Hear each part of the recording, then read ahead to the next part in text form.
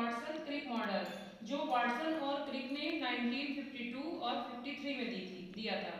इनके महान कार्य के लिए इनको 1962 में नोबेल पुरस्कार से सम्मानित किया गया। तो इन्होंने जो बताया उनके कुछ महत्वपूर्ण बिंदु इस प्रकार से हैं। इसमें आप देख रहे हैं कि ये जो डीएनए है उनके ये दोनों धागे हैं, दोनों धागों के बीच में आप देख रहे हैं ये एक मेन एक्सिस है, इसी धागे से दोनों जो है लिपटे हुए पाए जाते हैं। दोनों धागे जो होते हैं इनकी व्यवस्था 3' से 5' और 5' से 3' होती है। इनमें जो है जो हेलिक्स होते हैं इनको अपन हेलिक्स कहते हैं या तो लूप कहते हैं।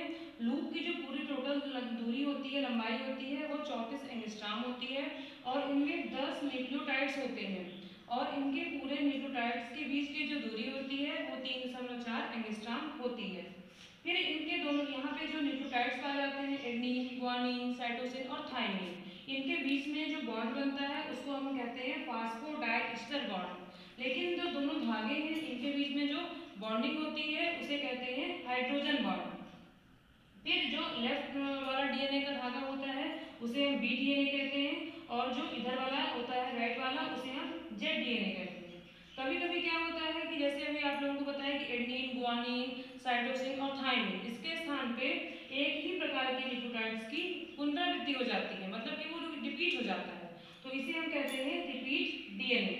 और जहाँ पे ये हेलिक्स मिलते हैं वहाँ पे जो है 36 डिग्री का कोण बनता है। इस प्रकार से उन्होंने ये मॉडल के द्वारा डीएनए को विस्तार पूर्वक समझाया था कि डीएनए जो है कैसा दिखता है, कैसे इसकी संरचना होती है। फिर हम आपको बताते हैं इसका सिग्निफिकेंस, इसका क्या महत्व है डीएनए का। तो सबसे पहला है इसमें है प्रोटीन का संश्लेषण करना, प्रोटीन की सिंथेसिस। अपनी बॉडी में जहाँ पर भी प्रोटीन की सिंथेसिस होती है वहाँ पर डीएनए का बहुत ज़्यादा रोल होता है। वो जो है डीएनए के प्रोटीन की सिंथेसिस को वो प्रेरित करता है। फिर आता है न्यूक्लियोलस के फॉर्मेशन में सहायक। न्यूक्लियोलस मतलब क्या होता है, जैसे अपने शरीर की जो मुख्य कह सकते हैं सबसे छोटी इकाई होती है वो सेल होती है, तो सेल के अंदर न्यूक्लियस होता है, जो सेल के अंदर जो भी प्रक्रियाएं होती हैं उसकी कंट्रोलिंग न्यूक्लियस करता है। तो फिर न्यूक्लियस के अंदर भी एक कंट्रोलिंग होती है जिसे हम कहते हैं न्यूक्लियोलस। तो न्यूक्लियोलस के फॉर्मेशन में ये सहायक होता है डीएनए। फिर है एमआरएनए, एमआरएनए के फॉर्मेशन में भी सहायक होता है। एमआरएनए मतलब कि जैसे कि ये डीएनए है ऐसे ही न्यूक्लिक एसिड में दूसरा आरएनए होता है। आरएनए जो होता है उसमें भी टीआरएनए होता है और एमआरएनए होता है, आरआरएनए होता है। तो वैसे ही जो एमआरएनए होता है उसके निर्माण में भी ये महत्वपूर्ण रोल अदा करता है। फिर सबसे मुख्य काम जो है इसका डुप्लीकेशन करना, मतलब कि एक धागे से डीएनए के कई धागे बन जाते हैं, ये मुख्य प्रोसेस होती है इसमें डुप्लीकेशन करने की। लेकिन कभी कभी क्या होता है कि अगर ज़्यादा तापक्रम मिल जाता है इसको तो ये अपने गुण को खो देता है, फिर इसमें डुप्लीकेशन का काम नहीं हो पाता है। फिर इसके बाद आता है डीएनए का डुप्लीकेशन, कि डीएनए के धागों से दूसरे धागे कैसे बनते हैं। तो यहाँ पे हम देखते हैं डीएनए डुप्लीकेशन की प्रोसेस कैसे होती है। तो डीएनए डुप्लीकेशन की जो प्रोसेस होती है वो सेमी कंजर्वेटिव, बाई डायरेक्शनल और डिसकंटिन्यूअस होती है। इसमें से हम कह सकते हैं कि सेमी कंजर्वेटिव मतलब होता है अर्धसंरक्षी। अर्धसंरक्षी कैसे, जैसे अगर डीएनए के दो धागे हैं तो दोनों धागे पहले अलग होंगे और एक धागा ये अलग हो गया, एक धागा अलग हो गया, फिर इस धागे से एक उसी के साथ साथ में एक दूसरा धागा बनेगा जिसमें एक नया बनेगा और एक पुराना, और इधर भी एक नया रहेगा एक पुराना। तो इसको हम कहते हैं अर्धसंरक्षी, मतलब एक तो अपने पास संरक्षित रखा हुआ है तो इसको कहते हैं अर्धसंरक्षी। फिर है बाई डायरेक्शनल, मतलब कि 3' से 5' और 5' से 3', ये वाली प्रक्रिया तो हमेशा ही चलती रहती है इनमें। फिर इसके बाद आता है दूसरा फिर डिसकंटिन्यूअस, मतलब कि कभी भी कोई भी एक धागा स्टार्टिंग से नहीं बन जाता है, वो कैसे बनता है, टुकड़ों टुकड़ों में बनता है, खंडों में बनता है। तो ये प्रक्रिया जो होती है वो 3 स्टेप में होती है, अर्धसंरक्षी, 2 दिवसीय और टुकड़ों में। फिर आता है इसमें कि प्रोसेस ऑफ डीएनए डुप्लीकेशन, इसकी प्रोसेस कैसे होती है। तो सबसे पहले इसमें आता है अनबाइंडिंग फेज और फिर आता है डीएनए स्टैंडर्ड फेज। इसको हम इस डायग्राम के मदद से पढ़ेंगे। इस डायग्राम के द्वारा आप लोगों को बहुत ज़्यादा मतलब की जानकारी हो जाएगी कि डीएनए के एक धागे से दूसरा धागा कैसे बनता है, और इसको अगर आप अच्छे से याद कर लो तो आपको जो है लिखने में बहुत ज़्यादा मदद मिलती है, अलग से आपको कुछ भी लर्न नहीं करना पड़ेगा। तो सबसे पहले इसमें पहला है टोपो आइसोमेरेज। टोपो आइसोमेरेज ये है एंजाइम है, तो ये क्या करता है, ब्रेक हाइड्रोजन बॉन्ड। पिछले अभी आपको बताया था कि वाटसन ने तुमने समझाया था कि जो डीएनए के दोनों धागे होते हैं उनमें क्या है, हाइड्रोजन बॉन्ड पाया जाता है। दोनों धागों के बीच में, है ना, न्यूक्लियोटाइड्स के बीच में नहीं, दोनों धागों के बीच में हाइड्रोजन बॉन्ड पाया जाता है। तो ये जो टोको आइसोमेरेज एंजाइम है ये क्या करता है, ब्रेक हाइड्रोजन बॉन्ड को तोड़ने का काम करता है। फिर इसके बाद दूसरा एंजाइम है हेलिकेज। हेलिकेज का क्या वर्क होता है, give the energy for bond break, मतलब कि ये क्या करता है, जो एनर्जी देता है बॉन्ड को ब्रेक होने के लिए, क्योंकि ये बहुत मजबूती से आपस में बंधे होते हैं धागे, है ना।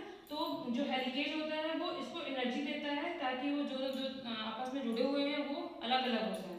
फिर आता है डीएनए जाइलेज, ये क्या करता है, स्टॉप सुपर कॉइलिंग, मतलब कि जो आपस में ये फिर से जुड़ने लगते हैं तो इनकी जो कॉइलिंग होती है इनको रोकने का काम करता है, कौन करता है, डीएनए जाइलेज एंजाइम, ठीक है। फिर लास्ट में डीएनए अनबाइंडिंग प्रोटीन, तो इसका वर्क क्या होता है, गिव स्टेबलाइजेशन, मतलब कि उनको फिर अलग अलग करने में हेल्प करता है, ठीक है।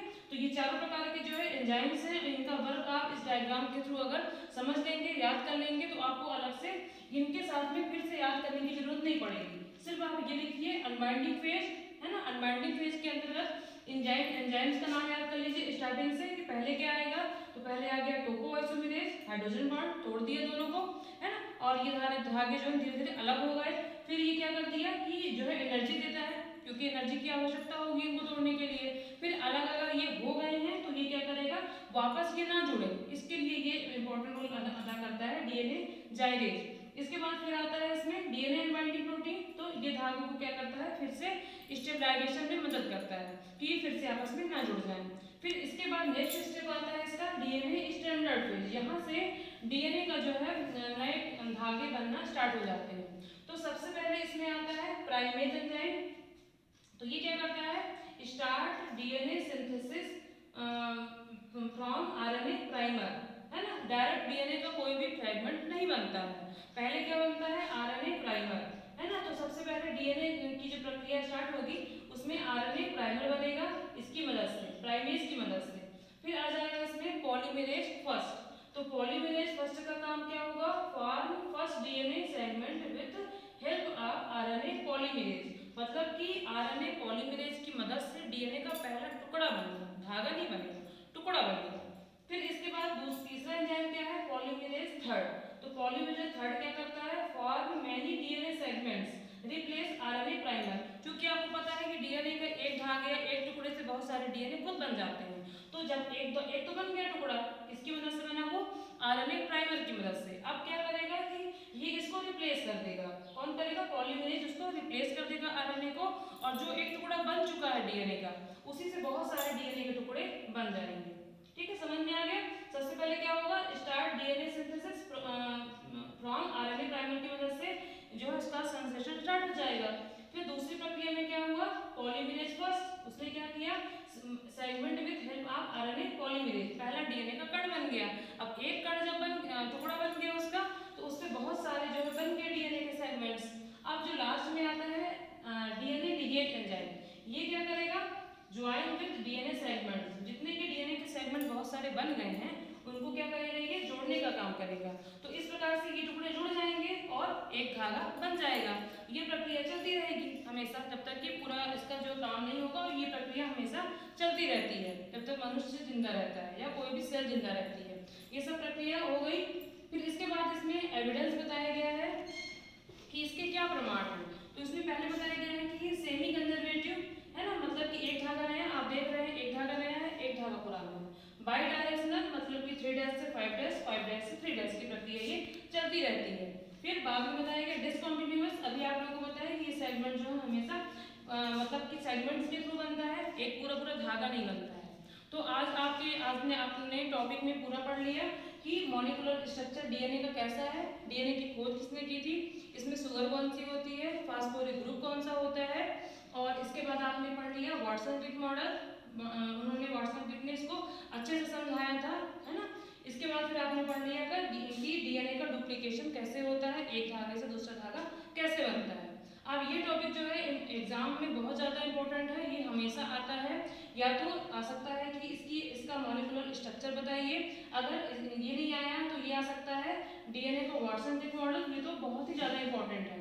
और अगर ये नहीं आता है तो डीएनए का डुप्लीकेशन तो आता ही आता है, कुछ ना कुछ इसमें से आना बहुत मतलब कि ज़रूरी है, आता ही है, इसलिए आप इसको चैप्टर को अच्छे से पढ़िए और इसमें जो समझ में नहीं आ रहा हो आपको तो उसको आप जो है क्वेश्चन कर सकते हैं, कमेंट्स कर सकते हैं और बताइए कि आपको वीडियो कैसा लगा। धन्यवाद।